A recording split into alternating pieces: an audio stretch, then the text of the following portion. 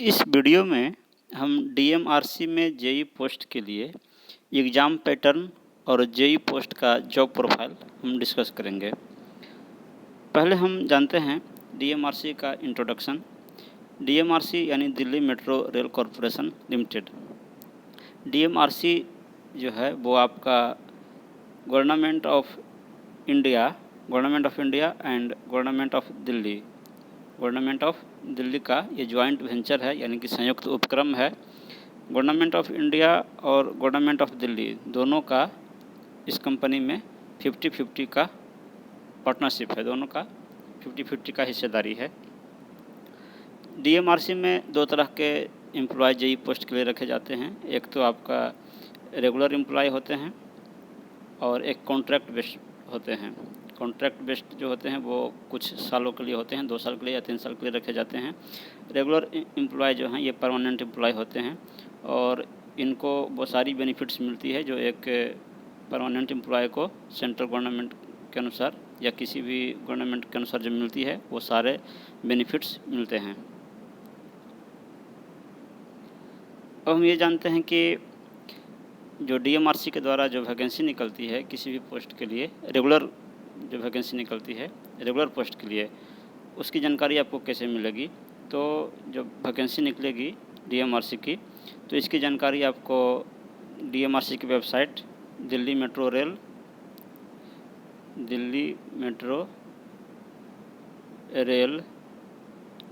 .com इस website पे जब आप जाएंगे और इसमें जो मेनू होगा उस मेनू में जाके आप कैरियर सेक्शन में जाएंगे तो आपको जो भी एडवर्टाइजमेंट होगा, जो भी वैकेंसी होगी उसके बारे में आपको जानकारी मिलेगी और उस एडवर्टाइजमेंट में ही आपको सारे डिटेल्स लिखे हुए रहेंगे।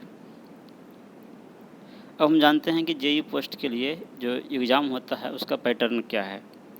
तो जेईई पोस्ट के लिए जो एग्ज़ाम होता है वो जो आपका कंप्यूटर बेस्ड टेस्ट होता है, सीबीटी टेस्ट इसको बोलते हैं, तो यानी ऑनलाइन एग्ज़ाम होता है। इस ऑनलाइन एग्ज़ाम में आपके 2 पेपर होंगे, पेपर 1 और पेपर 2। दोनों ही पेपर सेम डे होते हैं, एक ही दिन में होते हैं। पेपर 1 जो है इसमें पेपर 1 में आपका 120 क्वेश्चन रहता है और 90 मिनट का टाइम रहता है, यानी कि 1.5 घंटे में आपको 120 क्वेश्चंस करने होते हैं। इस 120 क्वेश्चंस में 45 क्वेश्चन जो है वो आपका जनरल एप्टीट्यूड होता है। जनरल एप्टीट्यूड कहने का मतलब है कि इसमें आपको मैथ होते हैं, रीजनिंग होता है और जीके होता है। और उसके बाद आपका 75 क्वेश्चन जो है ये आपके टेक्निकल क्वेश्चंस होते हैं जो कि आपके ब्रांच से रिलेटेड होते हैं। पेपर 2 जो है उसमें आपका पेपर 2 में सिर्फ इंग्लिश होता है और ये आपके इसमें आपके 60 क्वेश्चन रहते हैं और 45 मिनट्स का टाइम रहता है। तो दोनों ही पेपर में आपको क्वालिफाई करना ज़रूरी होता है और दोनों पेपर के मार्क्स को ऐड करके जो मेरिट लिस्ट तैयार किया जाता है उसमें से टॉप स्टूडेंट्स को सिलेक्ट किया जाता है। उसके बाद फिर आपका मेडिकल टेस्ट होता है और डीएमआरसी का जो मेडिकल स्टैंडर्ड्स है उसके अनुसार अगर आप मेडिकल टेस्ट में पास होते हैं तो फिर आपको ज्वाइनिंग के लिए लेटर दिया जाता है। जब आपको ज्वाइन कराया जाता है तो ज्वाइनिंग के पहले आपको एक बॉन्ड भरवाया जाता है। वो आपका बॉन्ड होता है कि डीएमआरसी ज्वाइन करने के बाद आप 3 साल तक कम से कम डीएमआरसी में जॉब करेंगे। मिनिमम 3 इयर्स के पहले अगर आप जॉब छोड़ते हैं, 3 साल के पहले अगर जॉब छोड़ते हैं आप, तो आपको जेईई पोस्ट के लिए 1.5 लाख का बॉन्ड होता है,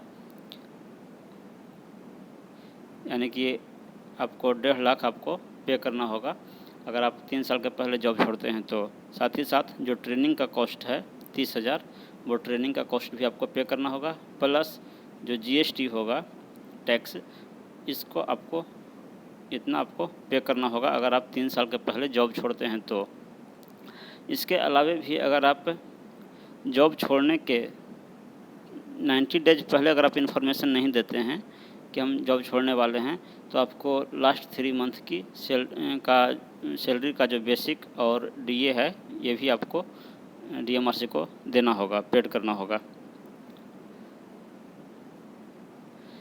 अब हम जानते हैं कि आपको इसमें सैलरी कितनी मिलेगी डीएमआरसी जेई पोस्ट के लिए। तो डीएमआरसी में जो जेई पोस्ट है उसमें आपको जो पे स्केल है वो है आपका, अभी जो करंट पे स्केल है वो है 37,000 से 1,15,000 का इस पे स्केल पे आपको रखा जाएगा। यानी कि आपको जो बेसिक सैलरी है स्टार्टिंग में वो 37,000 होगी, लेकिन इस बेसिक सैलरी के अलावे भी बहुत अलाउंस मिलते हैं। तो वो कौन कौन से अलाउंस हैं आपका? बेसिक सैलरी जो है आपका वो 37,000 हो गया। उसमें आपको डियरनेस अलाउंस यानी डीए मिलेगा। अभी प्रेजेंट सिचुएशन के अनुसार 28% डीए है, तो जो बेसिक सैलरी है उसका 28% आपका 10,360 रुपया डीए मिलेगा। फिर आपको 24% बेसिक का एचआरए मिलता है, हाउस रेंट अलाउंस। अगर आप डीएमआरसी के क्वार्टर में नहीं रहते हैं, बाहर रेंट लेकर रहते हैं, तो आपको 24% एचआरए मिलता है।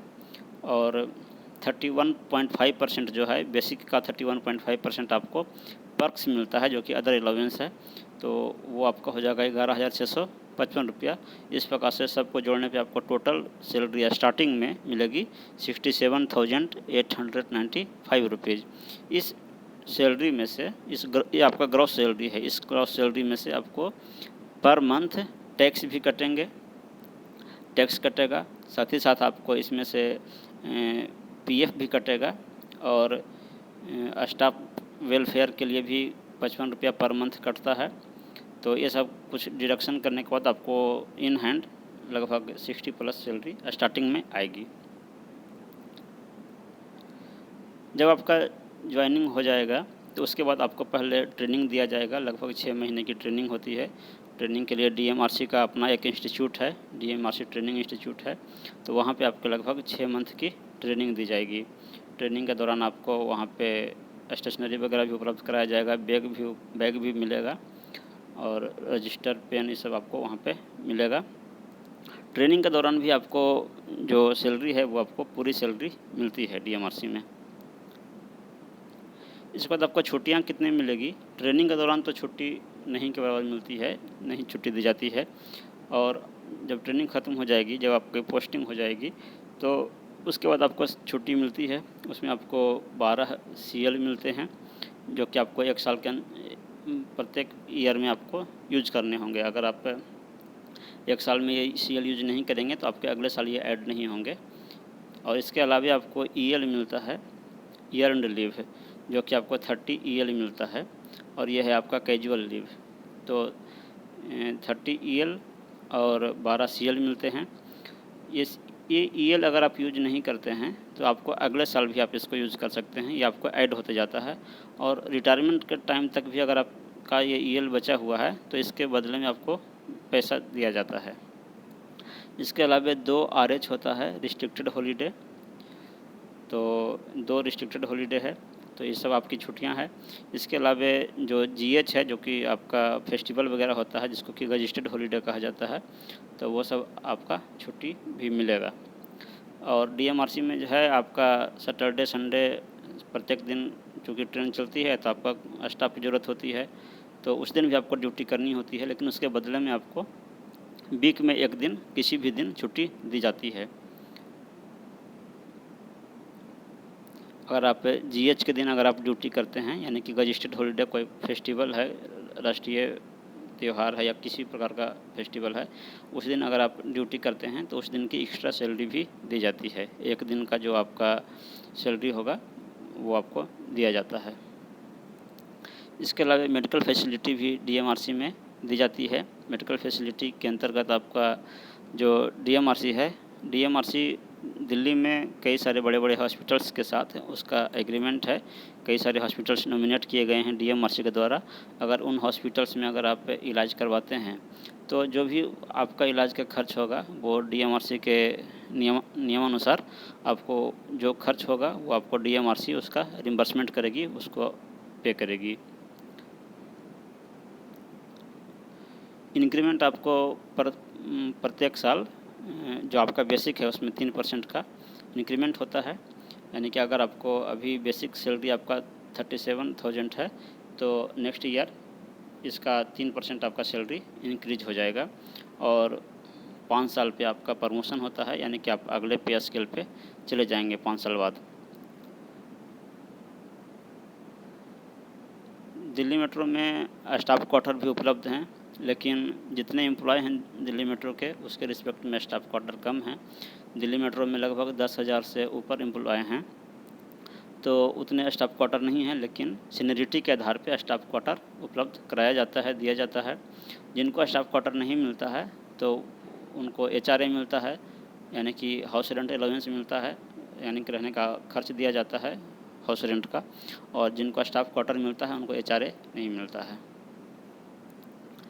इसके अलावा आपको ड्यूटी आने जाने के लिए या मेट्रो में सफ़र करने के लिए आपको मेट्रो पास दिया जाता है, जिसे SP4 कार्ड कहा जाता है। SP4 कार्ड के द्वारा, ये कार्ड है जिसके द्वारा आप मेट्रो में कहीं भी ट्रेवल कर सकते हैं।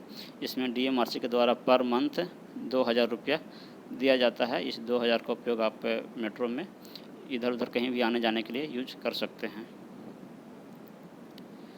इसके अलावा LTC फैसिलिटी है, लीव ट्रेवल कंसेशन फैसिलिटी। इसके अंतर्गत क्या है कि आपको 4 साल में एक बार आप ऑल इंडिया में कहीं भी आप घूम सकते हैं अपने फैमिली के साथ, और जो भी उसका खर्च होगा वो आपको DMRC उसका रिम्बर्समेंट करेगी।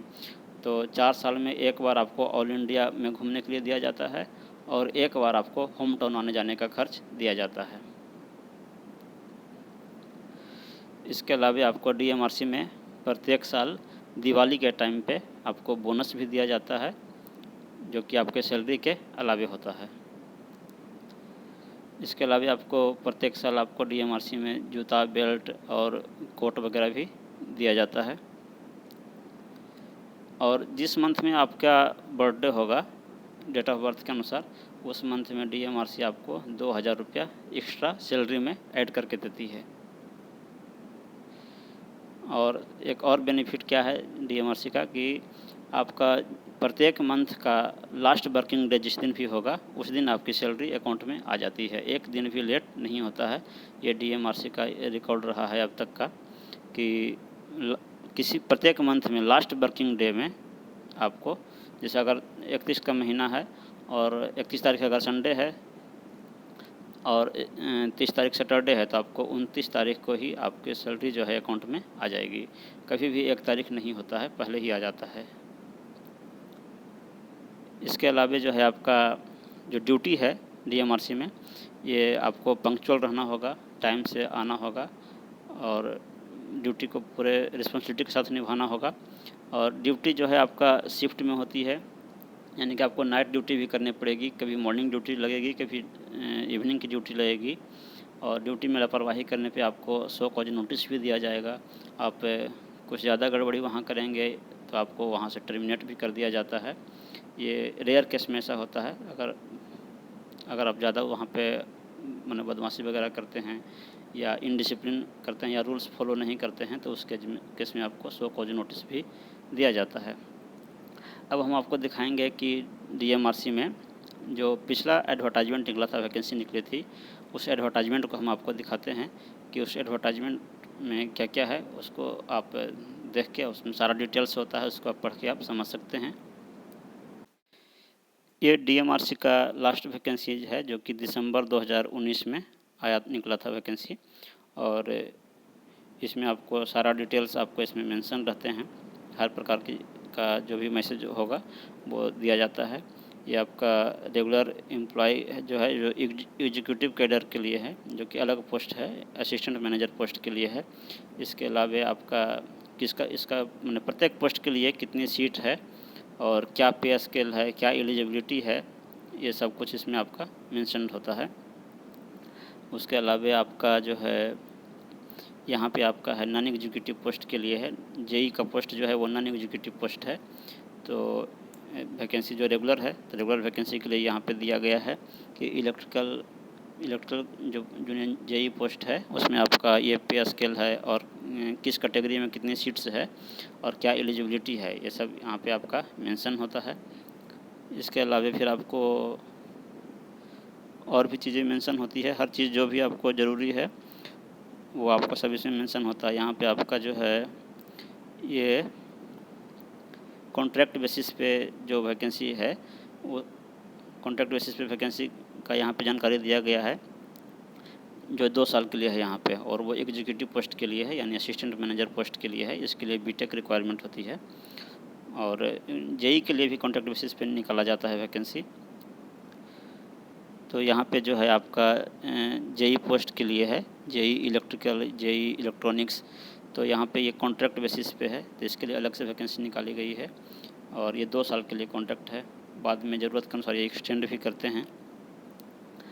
उसके अलावा फिर आपका जो भी क्वालिफ़िकेशंस हैं, जो भी रूल्स हैं, वो सब यहाँ पे मेंशन होते हैं। सिलेक्शन का प्रोसीजर, रिजर्वेशन की पॉलिसी, सब यहाँ पे आपको मेंशन है। जॉब प्रोफाइल क्या है, यानी आपको वहाँ क्या करना है, उसके बारे में भी यहाँ पे आपको मेंशन होगा। प्रत्येक पोस्ट के लिए यहाँ पे स्पेसिफाई किया हुआ रहता है। तो कितने घंटे की ड्यूटी है, जनरली ये 8 घंटे की ड्यूटी होती है। तो इसमें आपको प्रत्येक पोस्ट के लिए अलग अलग इसमें स्पेसिफाइड है। सिलेक्शन का प्रोसेस क्या है वो यहाँ पे आपको स्पेसिफाइड है, और यहाँ पे आपको लिखा गया है सीबीटी टेस्ट के बारे में, कंप्यूटर बेस्ड टेस्ट के बारे में। इसमें आपका 2 पेपर हैं, पेपर 1 है, पेपर 2 है। तो उसके बारे में यहाँ पे आपका दिया गया है। फिर मेडिकल एग्जामिनेशन जो होता है, मेडिकल होता है, उसके बारे में भी यहाँ पे दिया गया है। फिर आपका कैरेक्टर क्या होना चाहिए उसके बारे में दिया गया है, और आपका जो बॉन्ड है उसके बारे में यहाँ पे स्पेसिफाई किया गया है कि आपका बॉन्ड जो है ये आपका, अगर आप 90 दिन पहले अगर आप इन्फॉर्मेशन नहीं करते हैं, जॉब छोड़ने के 90 दिन पहले अगर आप इन्फॉर्मेशन नहीं देते हैं, तो आपको जो जितने दिन पहले आप इन्फॉर्मेशन नहीं देंगे उतने दिन का आपको बेसिक प्लस डीए सैलरी का देना पड़ेगा। और उसके अलावा जो आपका बॉन्ड है वो है आपका जो नॉन एग्जीक्यूटिव पोस्ट है, जेई का जो पोस्ट है, उसके लिए आपका यहाँ पे 1.5 लाख का बॉन्ड है, प्लस 30,000 ट्रेनिंग का कॉस्ट है, प्लस जीएसटी है। और यहाँ पे आपको ट्रेनिंग के बारे में लिखा हुआ है कि आपको सिलेक्शन होने के बाद ट्रेनिंग के लिए पहले आपको ट्रेनिंग कराई जाएगी। उसके बाद आपको जो है 2 साल प्रोबेशन पीरियड के रूप में रखा जाएगा। प्रोबेशन पीरियड कहने का मतलब है कि आपको 2 साल पहले देखा जाएगा कि आप सही से काम कर पा रहे हैं या नहीं कर पा रहे हैं। अगर डीएमआर से संतुष्ट रहेगी तो आपका फिर जॉब कंटिन्यू हो जाएगा, अदरवाइज आपको मैंने वो जो है 1-2 मौका और देते हैं, और फिर भी अगर संतुष्ट नहीं है तो जॉब से हटा भी दे सकते हैं। और क्या आपको पे करेंगे वो आपको यहाँ पे सब लिखा हुआ है। पे एंड अलाउंस जो है वो आपको सब यहाँ पे लिखा गया है। पर्क्स मिलेगा, एचआरए मिलेगा, मेडिकल बेनिफिट मिलेगा, पीएफ मिलेगा, पीएफ कटेगा, जो भी है आपको ये सब यहाँ पे मेंशन्ड है। उसके बाद आपको जो रिलैक्सेशंस हैं या जो कैटेगरी के लिए रिजर्वेशन के लिए जो छूट है उसके बारे में यहाँ पे मेंशन किया हुआ है। और एप्लीकेशन फ़ी कितना है उसके बारे में, किस कैटेगरी का है वो यहाँ पे मेंशन है, किस प्रकार से अप्लाई करना है उसके बारे में यहाँ पे लिखा हुआ है। तो ये सब कुछ मुख्य इंपॉर्टेंट पॉइंट्स जो है, जो सब आपको एडवर्टाइजमेंट में लिखा हुआ रहता है। कब आपका रिजल्ट डिक्लेयर होगा, मेरिट लिस्ट वगैरह, ये सब आपको मार्क्स वगैरह भी दिखाए जाएंगे। तो इस प्रकार से सब कुछ आपको यहाँ पे मेंशन रहेगा, और वेबसाइट पे सारा जानकारी आपको उपलब्ध कराया जाता है। तो इस वीडियो में हमने डीएमआरसी के जेई पोस्ट के लिए हमने ओवरव्यू देखा, और आगे के वीडियो में हम डीएमआरसी का प्रीवियस ईयर्स का क्वेश्चन भी डिस्कस करेंगे। Thank you.